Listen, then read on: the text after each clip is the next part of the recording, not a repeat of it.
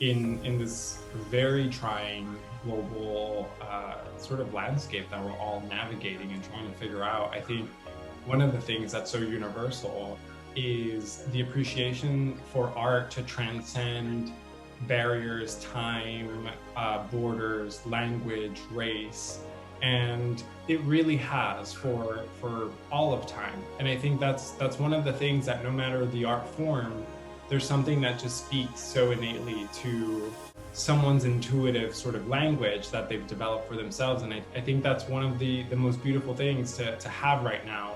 And that really does bring us all together.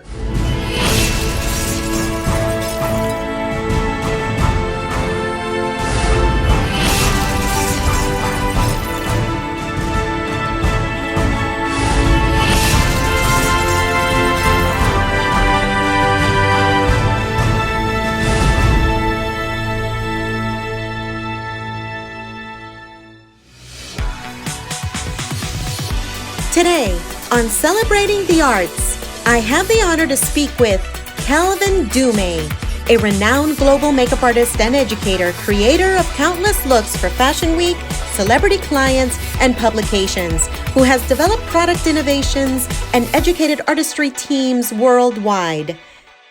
Oh my goodness, so I'm so happy to see you. Happy to be here. Thank you again for inviting me on to this amazing platform that you're creating here. I think this is such an honor, and for me, just a privilege. Tell me a little bit about who is Kelvin. Tell me. I was born in the United States, in this tiny, tiny little town outside of Boston. It's called Methuen, Massachusetts. My family is from the Dominican Republic, and shortly after I was born, my mom just wanted to be close to her family. It was something that was very imperative that I grow up around my family. And for me, that really shaped who I am. And coming here later, not so much later, but like at 8 years old, it's a different transition. I learned English when I moved here. But through those challenges, it's something that I really found my identity with being from the Dominican Republic and bringing that to the discovery of who I am, growing up here in New York City, in Washington Heights, no less. So it's the most concentrated Dominican population outside of the Dominican Republic. So I'm someone who's very, very close to my family, in terms of always having that sense of support. So for me, it feels like, an extension of being back in the Caribbean. Did you always want to do makeup? No, so I fell into makeup through, I guess through everything in life is by accident. I originally started an engineering degree at Columbia University. Halfway through my sophomore year, I realized that I wasn't really happy with engineering. And so in a way to make myself commit to something, I gave myself two options. And one of them was architecture, and the other was photography and visual arts. And it really came down to this. I had to audition for both classes, because in the arts, you really have to present yourself and sort of claim your spot, and earn it. You have to earn it. I didn't get into the architecture class. I got into the photography class. Years later, I was starting to sort of engage with models, and being on the other side of the camera sort of also allowed me to see what else goes into the production of a photo shoot. And I was completely enamored by images from photographers like Guy Bourdin and Helmut Newton, whose photography was iconic. It pushed the envelope. I think it presented a racy image of what sexuality was. For me, I didn't feel so comfortable driving the camera. For me, I wanted to be interacting more face to face with other people. And makeup was really that sort of field that brought me in, and I literally get to be face to face with new people almost every time I'm on set. And that for me is one of the most fulfilling things of my career. So, who has been the biggest influence in your career? Oh my goodness, so many people. I don't think I can answer that question and pinpoint it down to one person. I think um, over the span of my career, there's definitely one person who has been present, and my relationship with this person has only grown over time. And that's my mentor. He's beyond a mentor at this point, but his name is Daniel Martin, super globally renowned makeup artist. But at the end of the day, just an amazing, incredible human being. And I met Daniel maybe 8 years ago, within like the first year or two of my career working at Mac in Brooklyn. And it was, a very casual introduction through a friend. And he was just honest and authentic. And I think that really is something that has fostered this relationship that we have, because it's always been about integrity and having that sense of showing up to do your job and doing it well, and also being polite and kind. Because there's something to have talent and have skill, and it's another to be inviting and make someone feel comfortable. And I think from all of the lessons that he taught me, I think that one's one of the ones that I would take away. So, that leads me to my next question. What do the arts mean to you? For me, art has always been about the nuance and the small detail, not about the big and the fashiony, branded, kind of like glossy stuff, you know? It's about really giving someone the tools to be present for themselves, but also understand the message and the power of what they're about to create and the impact that it can have on other people, and still have a very strong presentation. And I think that's where we really just have to put the most honesty. I know that we have discussed, the importance of the arts before, even like, just us talking before this interview. But why do you think the arts are so crucial, and why are they so important, not just for, adults, but for kids as well? I think the arts really teaches discipline in the same way that martial arts or being committed to fitness and health and any craft really.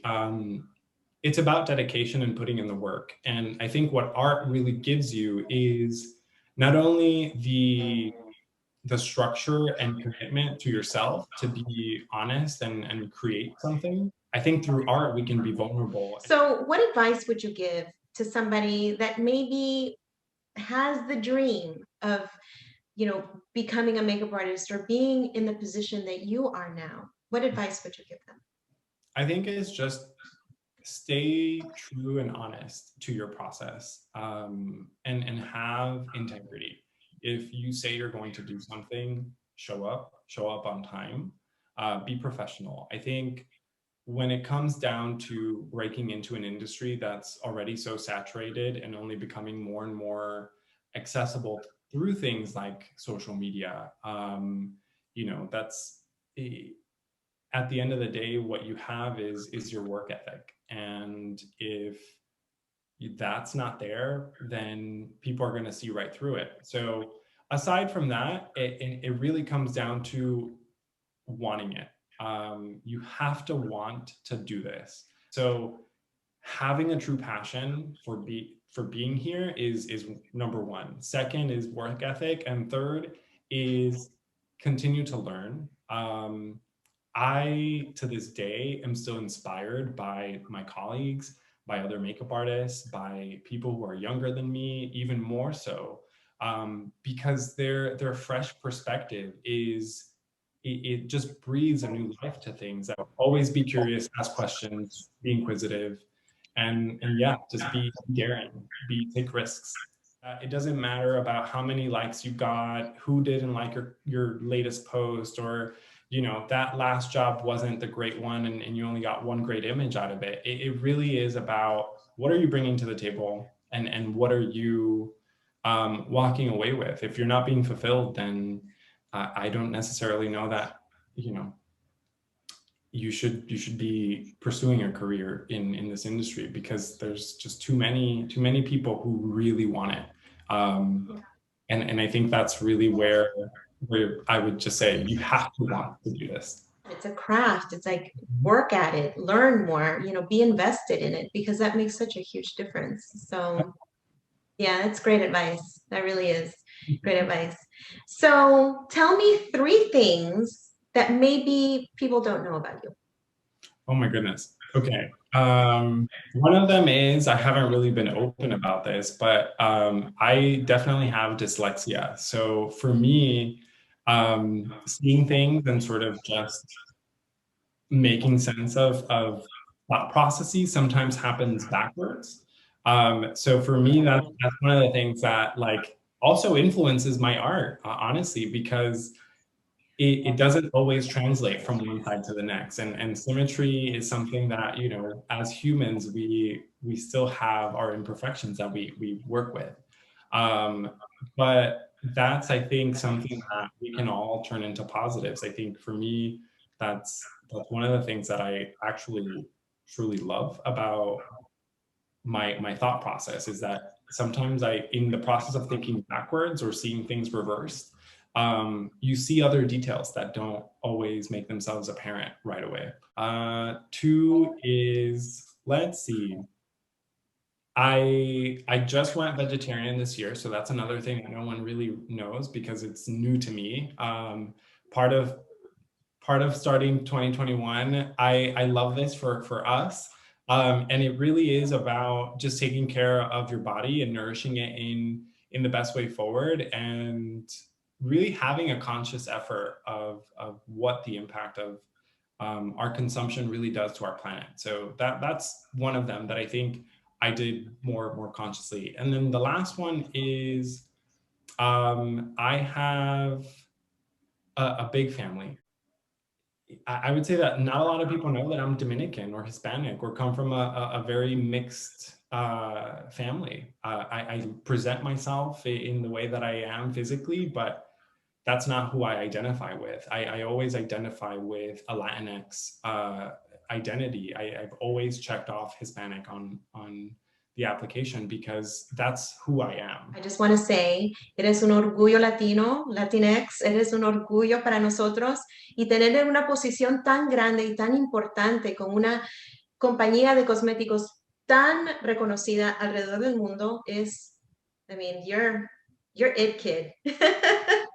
Thank you for not only inviting me to be part of this series that you have set out to create, but honestly, just to consider that, like, what we bring as artists to this platform is something that can really reach so many people. And I'm just, like I said, beyond humbled by being even considered as someone to come in and speak about my journey amongst the people that you've already interviewed. I mean, my God, it's the talent is superb, and to do what you're doing, I commend you. I think it takes great strength, courage, and just really the way that you foster this connection with people through the arts is exactly what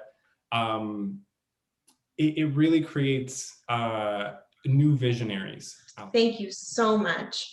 And you definitely are someone to watch and somebody to inspire to be. So thank you. Thank you so much for doing the work that you do, doing this for everyone that's watching, and even for us. I mean, honestly, like, I think what fosters great communication is this conversation. I think allowing other people to see that artists can communicate and collaborate with each other is something that's so special and beautiful. And it's less about the competition, and it's, again, more about the journey and the message that we're all trying to create together, because at the end of the day, that's really what matters.